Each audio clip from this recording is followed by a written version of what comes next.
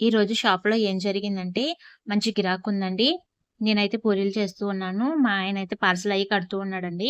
కడుతూ ఉండగా ఒక ఆయనొచ్చి, నాది లెక్క ఎంతయిందో కూడేయి డబ్బులిచ్చేస్తానన్నాడు.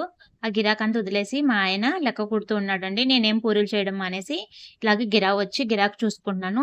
తినేవాళ్ళందరికీ పెట్టేస్తున్నాను. పార్సెల్ చేసేవాళ్ళందరికీ పార్సెల్ చేసేస్తున్నానండి.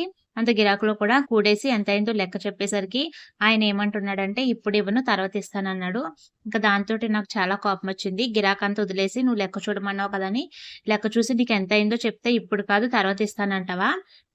అంతా పైసలు లేనప్పుడు ఇప్పుడెందుకు లెక్క చూడమని చెప్పావు అనేసి నేనైతే గట్టిగా అరిచేశానండి. చాలా కోపమొచ్చింది. గిరాకీ ఎక్కువ ఉంది కదా! కొంచెం కోపంలో అరిసేశాను. తర్వాత నాకే అనిపించిందండి ఎందుకరిచానో ఏంటో అలా అరవకోకుండా ఉండవలసింది అనిపించింది. పాపం అతను చాలా ఫీలయ్యాడండి. అంతమందిలో నేను అలా అరిచేసరికి. మళ్ళీ అతనితో